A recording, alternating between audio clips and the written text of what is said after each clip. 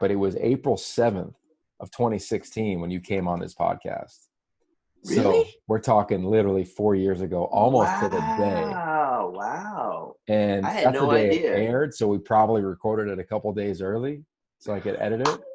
So here That's we so are in April good. Fools talking Wow. to a guy that I call my board of life, which is you. And now people could see it. It's on my YouTube channel. I'm Yogi Roth, the host of this show. And Kevin from Jump. Well, my mom had to be podcast guest number 1, but you had to be right after that. And you were.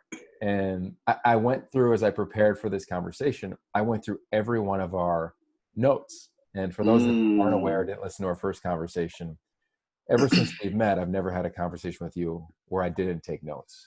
And I'm talking on the phone. So this phone is full of notes of you. My computer has a file or a folder that says KC Convos. And I go back to like 2012. Yeah, right? So that's my first question for you. In June 19th of 2012, you said, Yogi, make an intention around everything you do in your life. And here we are in this weird time in our lives. Right. And I'm curious what you think about that sentence that came out of your mouth then and where we are today. So it's so interesting. Someone actually asked me about that yesterday. They said, you use this phrase a lot, pay attention to your intention. And it makes perfect sense that I would drop that, 8 years ago and continue to be saying that to people because we're in this really crazy, unsettling time. And so even more so, the Klieg light is shined on what are your intentions? And pay attention to those. How you're showing up, how you're engaging, how you're not engaging, how you're withdrawing, right? How all those things are real now. And so what is at your core is going to show right now. It's really going to show. Are you worried, concerned, anxious, or are you, hey, I'm comfortable with being uncomfortable. I'm a problem solver around this. I'm going to use my ingenuity, my guile, my wit. I'm going to rally my community, right? And that's the choice between being a pessimist and an optimist. I choose to be an optimist. But I know there's a lot of people struggling, dude, right now, and they're spinning into that place of pessimism and scarcity. We got to spin up, right, to optimism and abundance. Yeah. That's where we need to be, and that's where we need to stay.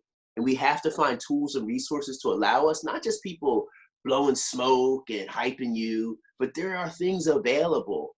And I just saw an article, Yogi, and you'll appreciate this. They've been demonstrating and identifying creativity has ratcheted up. Dude, it's amazing what's happened, right? Out of necessity.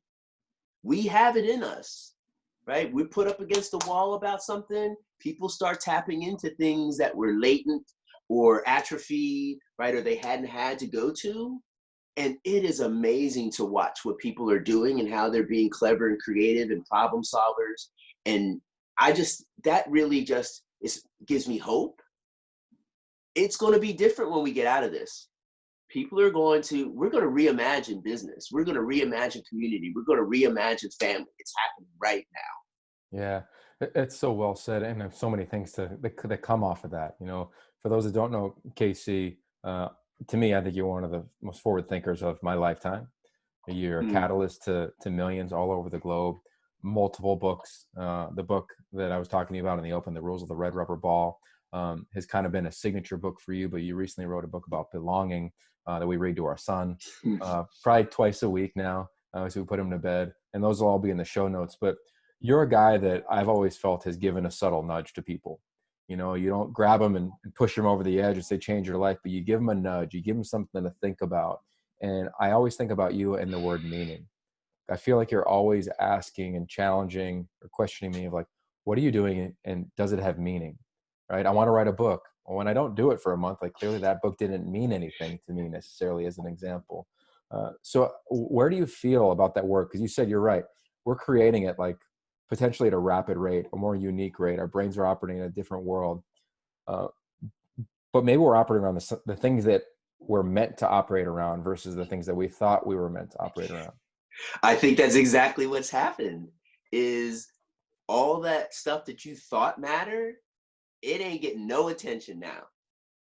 all the stuff that matters and has meaning is getting all the attention. Family, community, health, well-being, checking on each other. Come on, dude. Right. Because we had to slow down. Yeah. We had to slow down. So you're going to find out if you get along with your fam, because you can't get rid of them. You can't get away from them. You can't. So the reality is, because we are all so close now, you're going to see if you got the right stuff. You're going to see if you are a stand-up man, if you're an amazing partner, if your children are reflecting and modeling what you've been sharing all this time. It's going to show right now.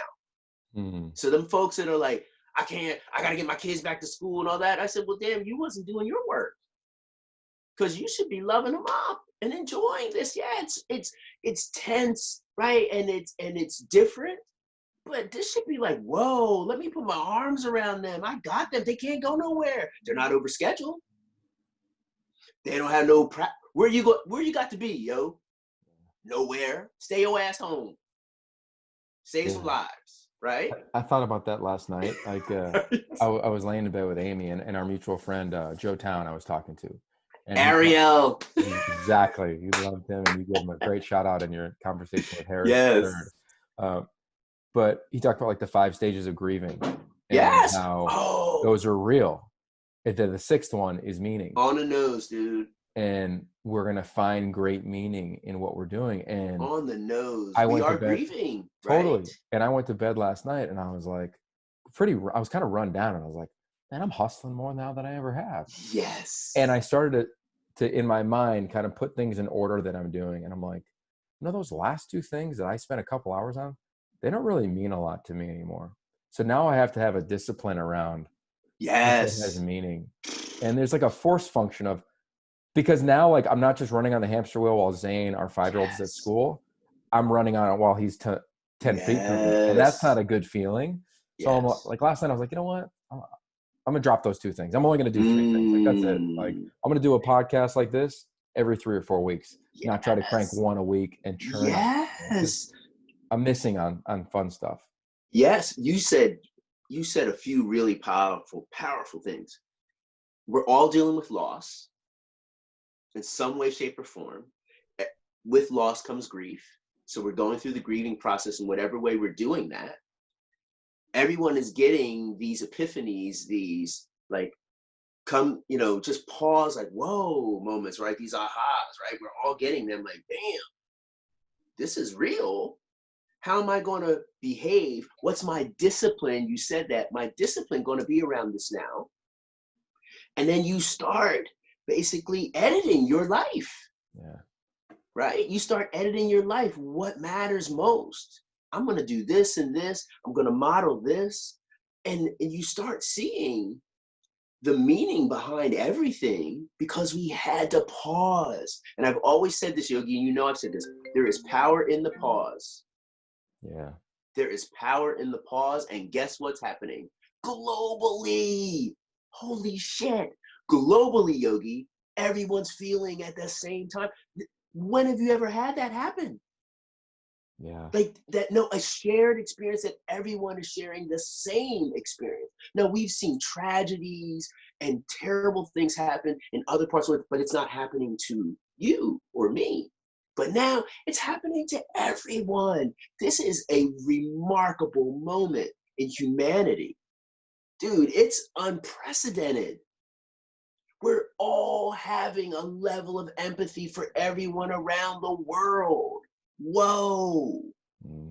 Pay attention. Yeah. Right? And as we slow down and we start getting past the loss of our day-to-day, all these things we were doing, right, that were important, we start slowing down and you start seeing what really matters most. And as you start seeing what matters most, you start editing your life, making room, making time, making yourself more present. How am I showing up? And because you can't get away, you really start being intentional about it. It goes all the way back to your very first thing. It's just a beautiful moment. Yeah. I know, and it's this great oxymoron. It's a wonderful dilemma. It's a wonderful dilemma. Yeah. And what better time to be alive? I'm You know, just that, saying, man. I'm just saying, it's just I am emboldened, I am hopeful, and I'm optimistic about humanity. Divisiveness took a holiday, dude. Humanity for the win right now. it's true. You know, we walk outside in the morning and try to go for like a walk or a run, and y- I hear that we live a block off the water, but you hear the birds at a different decibel, Right. right? Like you see the Yes. clouds at a different, you know, Yes. they're not as dense as they were. The stars are a little brighter here in LA, which has a lot of pollution, obviously. And you think about like a couple months ago, there's a 15-year-old who was calling to the world about what's going on Yes, with the right? She environment. was. And now we all are forced to hit pause and not drive and not be out. And we're going to save thousands of, you know, based on whatever literature you want to read, but we might save thousands of years Yes. to the ozone layer, to different parts of our world. And you know, it's like you can go back to a Disney book, or you can go back to any, like we call Zane Mowgli, our little guy, because he's always Yes. dirty when he runs outside. Absolutely. But there's an element of the Jungle Book out here, I think, where it's like nature's resetting on its own, and like the laws of the Yes. jungle Come on, are dude. kind of happening. Come on, dude. It is happening. Pay attention. Yeah. It's happening. Nature said, "Oh, okay, y'all ain't gonna listen to me. Watch this. I'm gonna reset y'all. You getting a reboot. Watch this. I'm gonna Yeah. reboot this, and you're gonna have to pay attention." And everyone has basically had to, no choice. And then you're going to observe what your pause can do. So what do you talk? Because you've gone through a lot in your life. We touched upon it the last time we had a podcast. You wrote about it in your book. I want to talk about your new series here in a minute. But how do you talk to people that have had like they've lost somebody in this? Like maybe they lost their grandmother or their mom. We've seen the first infant, you know, get sick. Like you're the eternal optimist. What do you say to that? And see, my point of view around this whole pandemic and everything that's going on, Yogi, is there is loss at many levels. There will be the loss of a loved one. Absolutely. There's loss of what you thought was your most important schedule. There's going to be a loss of productivity for people, loss of jobs, there's loss, right? So grief is going to happen on many, many levels. How we choose to handle that grief on the other side is going to be, our determining factor of how we advance in our life, because we're still here. So those individuals, we always say this: how do you remember all the wonder, all the magic, all the great memories with those individuals? The fact that they're not getting a chance to say goodbye in a proper manner is really difficult, right? Because it wasn't expected. So that makes it even more challenging. And Mr. Lane, who I talk about quite a bit, and he actually had a stroke just before everything shut down. So he's in a nursing home, rehabilitating from that right now. And he's 89. So his daughter and I are always wondering, because she can't go visit him. We talk about, what if he gets ill? Because he's in the high risk, population for this. And Melanie and I both said, well, we've always talked to him. We've always made sure he's known how we feel. We've heard him laugh, right? We've heard him reflect. And Melanie said, I've done what I needed to do. If something happens, I'm okay with it.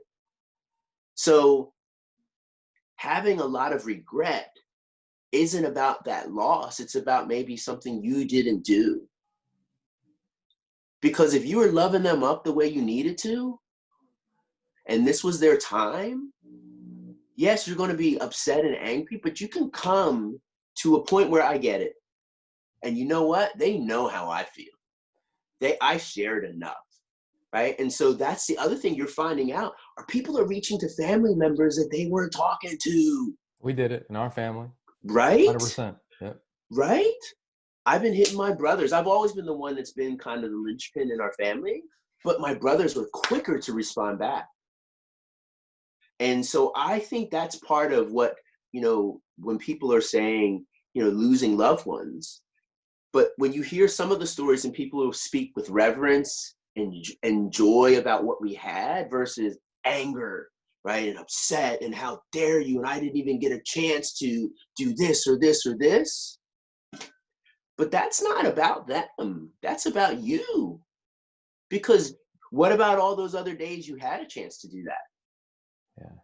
You had a chance. So I think we need to use those as examples of how we loving people up. How are we making sure they're hearing what they need to hear? Because it is not promised. It's never been promised though, Yogi.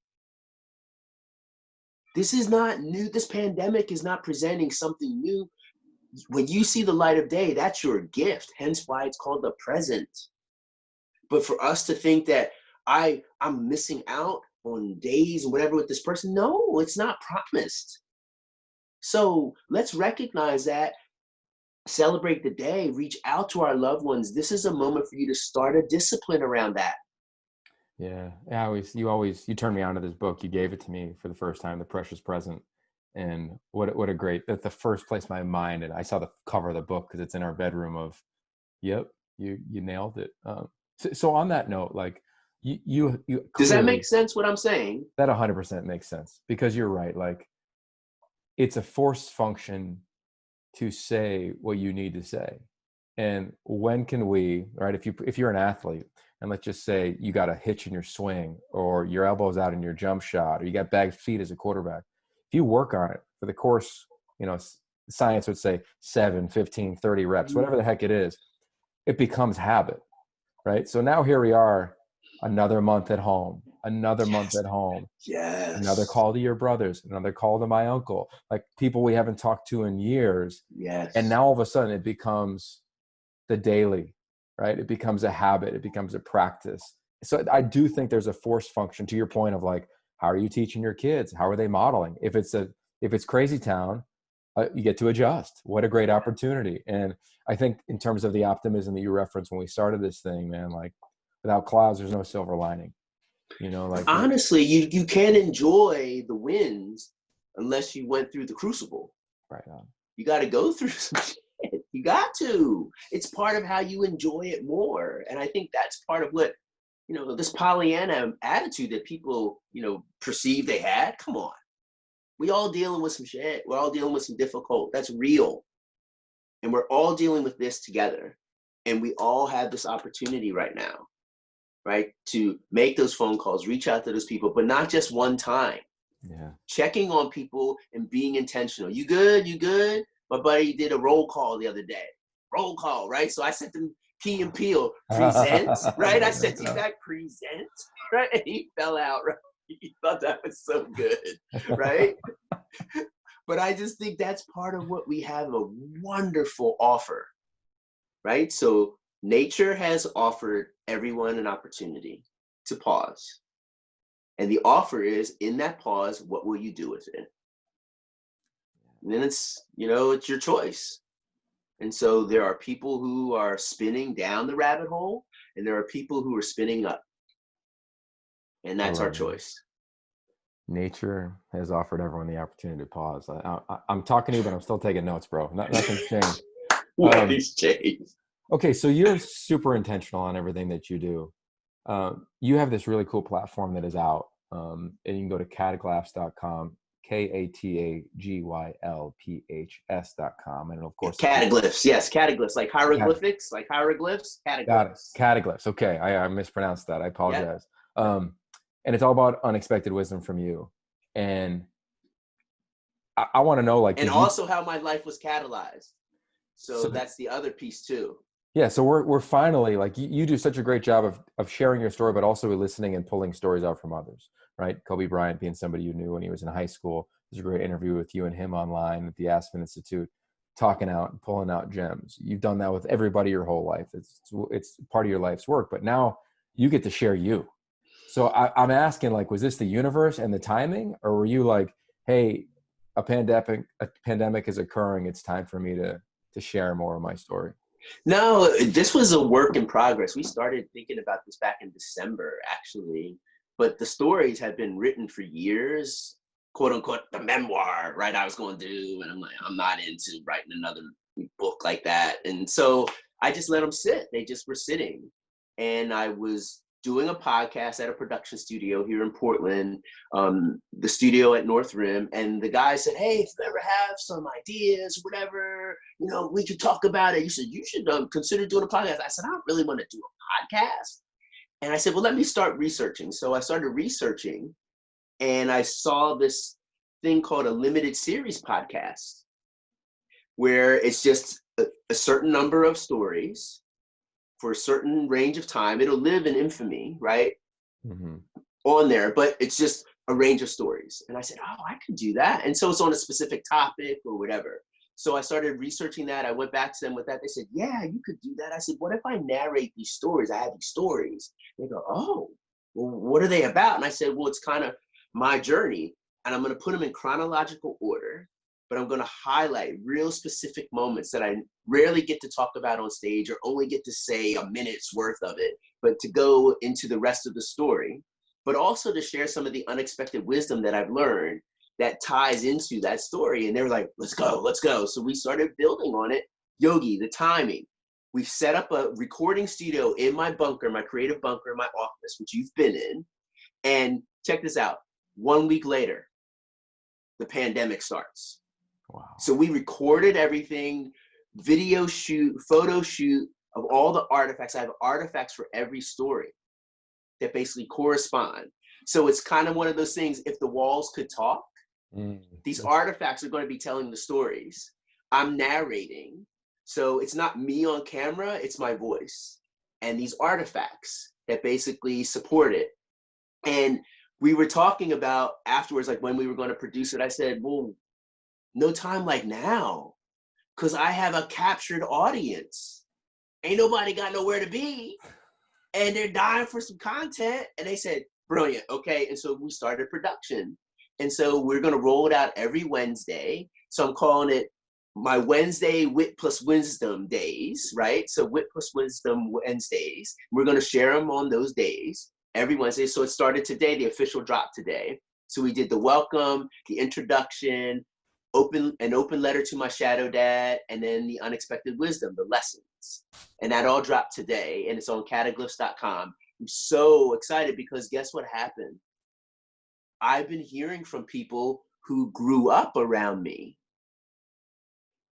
They're listening to it and they're sending me DMs on IG or messages on Facebook or messages on Twitter. Kevin, Preston was special to me too. I cried through the whole listening of that. I hadn't heard those names, those people that you mentioned, in decades. And I literally honor all the people who helped to create who I am, this mosaic of men. Because the letters to my shadow dad, the person who I really didn't know because he left when I was 3. So he's basically a shadowy figure to me. So I'm basically telling him, you left, but I found in these other men all the lessons I should have learned from you. And then I list what each person gave me. And these are the lessons. I basically summarize it in that little piece called The Lessons, where I read off everything I learned. And so the stories will then continue from there with each little story. And so here I grabbed, here's some of the titles. So $1 Million, Fresh Cut Fridays on Felton Street, PB&J, Football Sonata, that'll be one you'll really love. Wino Races, crazy story. Sir, I don't want this job, now I'm in the Air Force. Tape Scraps, Water Cups, and I won't tell you no, that's when I become an athletic trainer. So literally I'm taking you through my journey here, my very first job back in Philly, my first athletic training job and health educator job back in Philly when I got out of the military. Bouncing that ball will get you nowhere. That's where people kept telling me, man, ain't no way you'll ever get to the league. And I end up getting to the NBA. Trenton, Spike Lee, and H. White equals catalyst. So that's a crazy story how I ended up at Nike. It was because of Howard White, who was the person who identified Michael Jordan to Nike. Wow. Yeah, so H. White told me, he said, I have an eye for talent, and I see you have talent. You're going to be at Nike one day. And literally, you're going, man, dude, you crazy. I'm a head athletic trainer for 76. I ain't going no damn Nike. You kidding me? I've arrived. And little did I know, 2 years later, I'd be at Nike. So the man who builds bridges when I'm at Nike, right? So kind of my role as the mayor at Nike and the story about that. And then the last story is your destiny is outside of here. That's the quote from Phil Knight when he told me that I don't let talent leave here. You'll be the third person I tell they should go. Your destiny is outside of here. So it takes you through my journey and all these little stories and anecdotes. And then there's unexpected wisdoms in there, which are really fun and stuff. Funny stories too, dude. So great. And I go into little characters and tell these stories and stuff, but I'm just narrating stories I've written. So I've written all these stories and I'm sharing them. And it wasn't really for anyone but my family first. And then I started thinking, well, what about the next gen of leaders, makers, doers, and dreamers? They need to hear these things to know what's possible. But the biggest thing was I want my family. So my family, they get to preview everything before I actually drop it on Wednesday. They get first previews, VIP access to it. They get to see it and hear it first. And then I drop it to the public. Wow. So how is I mean, you clearly have written this through the course of time. You've told me some of these stories. I want to ask about two before we let you go. But how is it you've written books before, as I referenced. When you write a book, you have to live it. Right. And here you are now voicing these books that you've already written, these chapters you've already written. How is it to drop back in to growing up? It's really emotional. Yeah. It's really emotional. When we first started recording and I did an open letter to my shadow dad, and I did one part where I talked about my grandmother passing away and my Uncle Donald had to bring her belongings to my grandfather. And it's still, I mean, even when I can see it so clearly, and my Uncle Donald telling us that it was the first time he saw my grandfather just break down. And my Uncle Donald, I say, he taught me how to be courageous in a difficult situation. So reading that the first time when I was doing my read through, I had to stop, like I started crying. And the recording team from the studio at North Rim, they all said, wow. They said, that memory is so clear to you. I said, dude, that's one of those things that is in just etched in me so deep because I remember what that meant for us. I was only 9 then. We had lived with my grandparents now for 6 years. And my mom was my heart and soul. She was so important to me. And I've showed you a picture of her before and stuff. And one of the things that everyone should know, like in my hot set here, right? I don't ever do any conversations without my grandmother. Can you see that? Slide that over a little bit. Yeah, there it is. Wow. My grandmother and Miss Lane. Yeah, I love that photo. Yeah, so my mom, Winifred Twyman Carroll, who was so important to me, we were super, super close. And so when she passed, when I was reading that, I could remember how I felt. I was mad. My brothers were crying and I just looked at both of them like, why are you crying? And I still remember that. And so we're reading this and I'm like, oh my gosh, that's so still real for me, reliving that. So going through these stories, there was healing and there was hurt again a bit, but every time I tell these stories, I heal more. Yeah. So it's really a great cathartic for me to go through it. And I wanted my brothers to hear the stories. You know, there'll be a portion that they won't know about me, but there's part that they lived with me. And I sent it to my older brother, Donnie, this morning, and he sent a text back. And it was so cool because he usually doesn't text me back real fast. And he said, I just listened to it. He said, we've been through a lot. I love you. And I thought that was so cool for him because Donnie is very few words. But for him to listen to the whole thing, right? Because I want them to hear these stories because you were a part of it. And childhood friends sending me notes. My gosh, that's so crazy. I hadn't thought about it. So I think it's a cathartic for me because it's always healing when you go through this. And you have parents that are in the business of, right, working with people and emotions and working through things. So you get what I'm talking about. And every time you share and talk about these things, you heal a little more. So it was healing for me to go through this. It's also a bit nerve-wracking to share it out like that. because now I'm being even more transparent and vulnerable, because there's a lot of mystery behind how these things happen to me and how did you get there. And then so I'm actually, you know, divulging some things to people, right? And letting people kind of get a peek behind the curtain, you know, and see the wizard, if you will, a little bit. But I also know that people need to know we should debunk and demystify some things in our lives, right? That I've dealt with some difficult.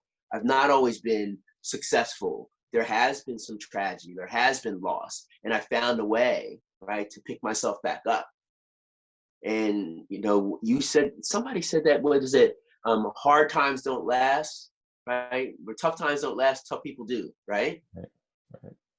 So this has been an amazing exercise for me, first for my family and a gift for them, right? And I always tell people, when I turned 50, I did 50 years, 100 memories. Those of you looking, I'm well preserved. I tell folks that, right? we fixing to do that lotion next, Yogi.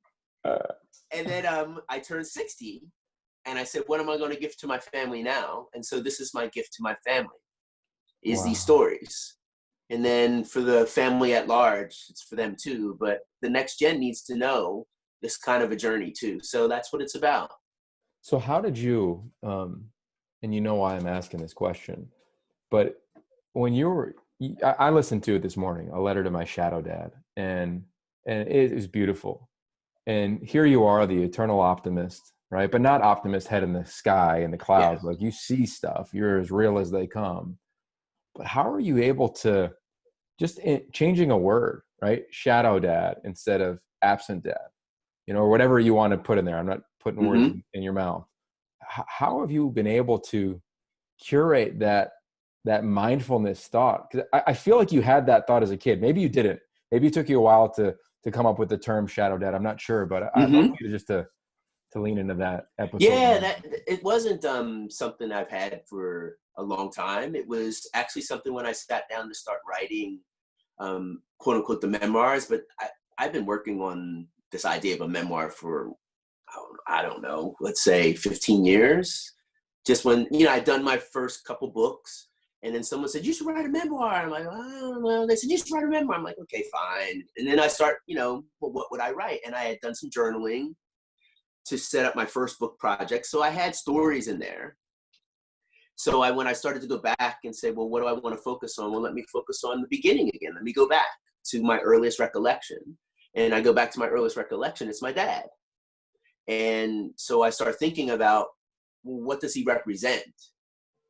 And so I start thinking about all the things he represents, none of them positive, except that he helped bring me into the world. But then I start thinking, well, is it that he is like absent? What's the word? Like, how do I want to describe that? And I just went to, well, it's kind of like this shadowy, smoky image, because that's all I kind of remember. I can't really tell you. Like I said, I don't have, you know, any pictures of you. None. Zero. I have no pictures of you ever holding me. I have no recollection of that. I don't have an idea of your scent, except that I smelled alcohol all the time on you. So I don't have any of that stuff, right? So I said, well, then the best I can do is you're a shadowy figure. So you're my shadow dad.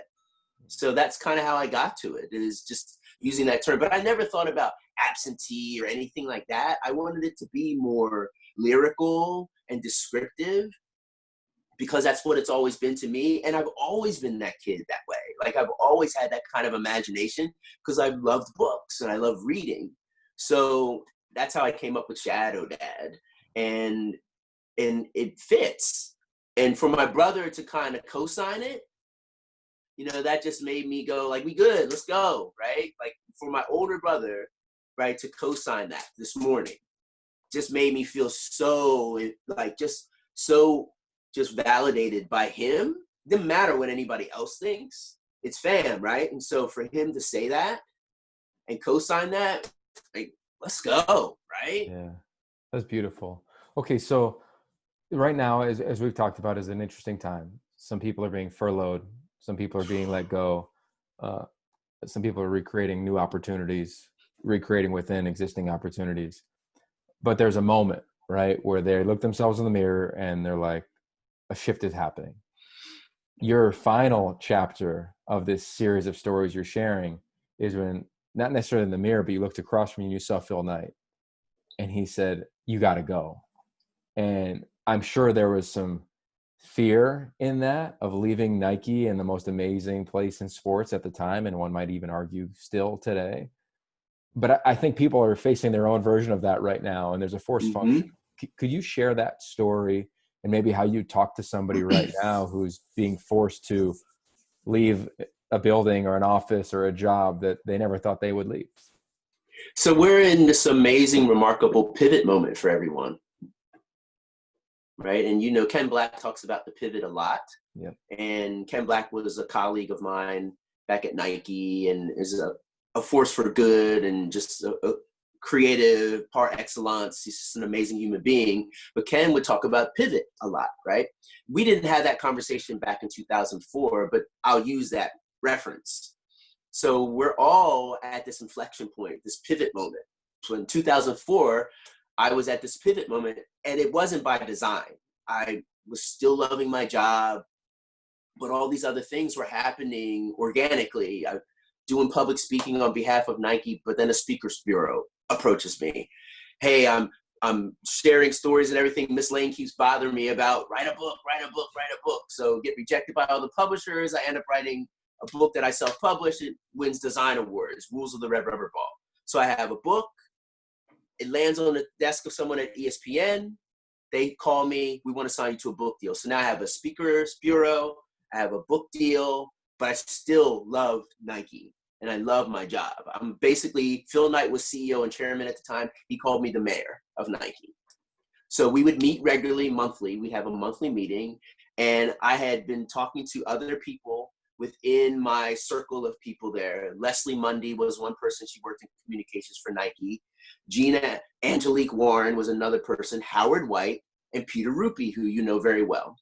Tinker Hatfield was the other person. I sat down with all of them individually and told them my dilemma. I love it here, but I think there's something else for me to do. And I want to have more reach and impact, but I love it here. What do you think?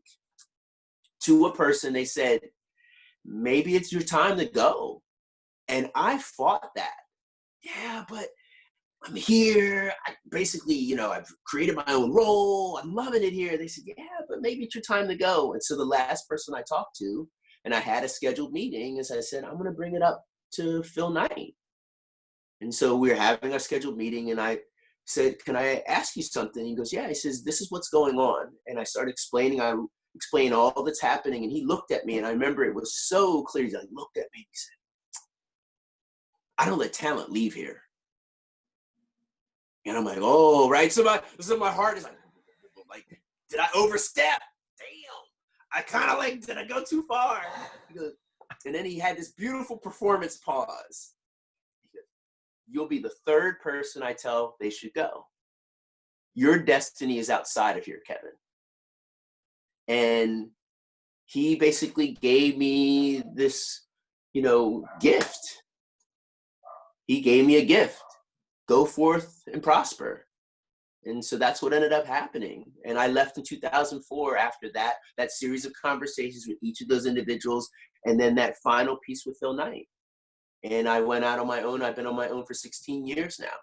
And there's been ups and downs and twists and turns and challenges. It's been a lot of stuff. It has not been some perfect road. But what I've always stayed true to and paid attention to is reach and impact. If I can have reach and impact every single day, that's my goal. And you know this, Yogi, film don't lie. Grade yourself at the end of the day. Grade yourself. Film don't lie. Effort don't lie. So I grade myself. Is that a go or no go today? Did I do something to extend my reach and impact? And then I grade myself at the end of each day, even on tough days. What did I do? And there's times, and Yogi, you're understanding this, newly married, right? And I've been married 17 years, right? That my wife will challenge me more than anyone else. She will call me on my shit. Totally. Real talk.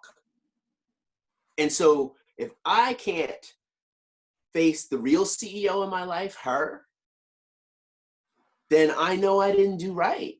And so she's always going to be the one that challenges me and, well, what's going on? Or are we good?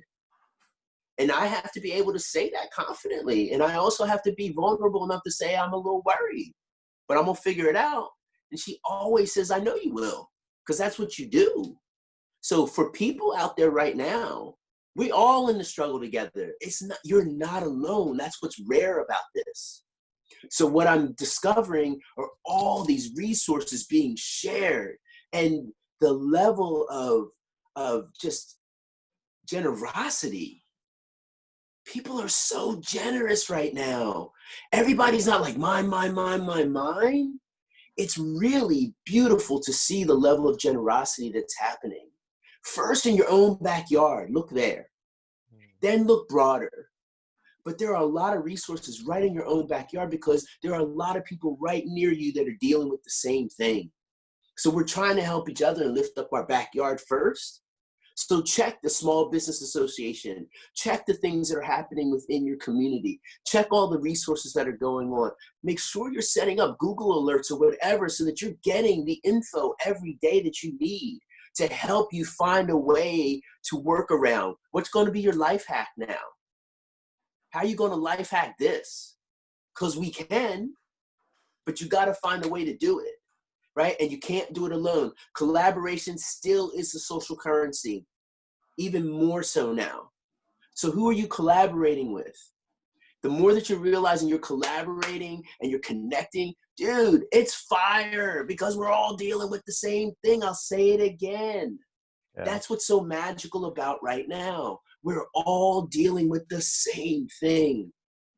So finding resources, staying connected, being honest. Don't be afraid to tell people, I'm struggling today, dude. I ain't got it. We got you. See, if you got the right community around you, they're going to lift you up. If you got the wrong community, they're going to spin you further and they're going to spin with you. So who are the kinds of people that you're communicating with? How are you building community? Who do you belong to? Who's your tribe? And the more that we start to understand that, Yogi, come on, dude. Just get out the way then, because it's going to be on fire, right? It's got opportunity. And, you know, Jerome Powell, the chairman of the Federal Reserve Bank, was on the Today Show last week. I was so impressed with him. And I've done a lot of work, speaking events for the Federal Reserve Bank. I know it's kind of, I call it the best oxymoron ever, right? The Fed and fun, dude, come on, right? But I've done a lot of work for them over a decade. And so here's the thing to realize. His words are very specific how he uses his words. He has to, because it can tip the market if he says one word incorrectly or uses it in a phrase that someone can spin in a way. He said in his interview, he said, if we get this COVID-19 under control, we understand what's going on with it, we flatten the curve. He says, I believe that there will be a vigorous rebound after this. And he used the word vigorous. And I went, damn, that's not casual. How am I getting ready to be ready for when that's ready? Mm-hmm. Because if I'm wallowing, I ain't going to be ready. Yeah. But if I'm preparing, get my reps in, get myself ready, doing what I have to do to stay solvent and hanging in there, dude, when it comes back, it's going to come back fast and hard because people are going to want to get back. But it's not going to be the same. It's going to be a brave new world. So how are you preparing yourself for that new normal? And how are you making sure you don't get the business bends, as I'm calling it, right? Where it comes on a rush too much and it overwhelms you and you get the bends, right? You get that pain because you're not ready. Get yourself ready because it's going to happen. We're going to get to the other side of this. That's going to happen. Like that is a real thing. We know that. We're going to get to the other side. Time-wise, we don't know. But I'm going to tell you now, I believe this. People are going to start realizing we got to get back to work, even if we're stuck in our houses or whatever. So virtual, live stream, video conference is going to ratchet up more and more and more. And people are going to want value from that. They're going to want to hear from you. So what is the services and things that you can offer or reimagine? That's so well said. And I started this thing off telling everybody that I've been taking notes since our talks began. Our first one was in 2009. I started writing them down a couple years later, and I looked at another one. This was July 2nd, 2014. You said, Yogi, make sure you're preparing to receive it. And when you Come told me on, that man. for the first time, it hit me so hard. And I tell to my brother and to my wife all the time of like, we got to be in beta. We got to keep working on ourselves. As a total steal from you. And I think from what you told me in 2014 was why I met my wife in 2017, literally, because I was preparing, right? Yes. And I think that's so true of we have to prepare for this new world. What it looks like, who knows, but how are you going to fit into it? Yes, how are you going to fit into it? And so how are you putting in the work now? Yeah. How are you reimagining your opportunities? It is a wonderful dilemma. Yeah. Oh man, It's a look, wonderful dilemma. I could be talking to you for hours, but I won't do that to you and your family. It's been 4 years since the first time we did a podcast. I promise you it won't be 4 years. It won't be 1 year before we do our third podcast, but this is our second. Oh no, because I'm waiting on the podcast. The next one we're gonna do is the +1 podcast. That's the one we're doing, because that's when I want to find out what you're doing, dude. Because when that +1 comes, and I've been doing that hashtag +1. Yes. That's like if you know, right? Yeah. But I've been hitting them with that hashtag +1. That's when we gonna talk.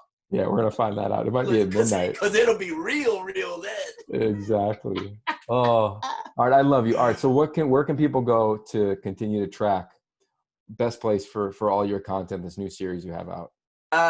KevinCarrollCatalyst.com or Kataglyphs.com. Either one of those, you'll find me. Just Google me. KC Catalyst is all my usernames for social. So you can find me that way too. Catalyst with a K. That's all you need to know. I love it. I'll be in the show notes. Kevin, thank you. Done and done. Absolutely, Yogi. So I'll leave you with this. My actions may seem small, but their collective impact will be great. So do your part. That's all I'm asking everybody. Just do your part. Show up, be where your feet are, and let's go. Amen. Thank you. My man, 50 grand. You know what's up. Robbie, I love you, Robbie. See you, man.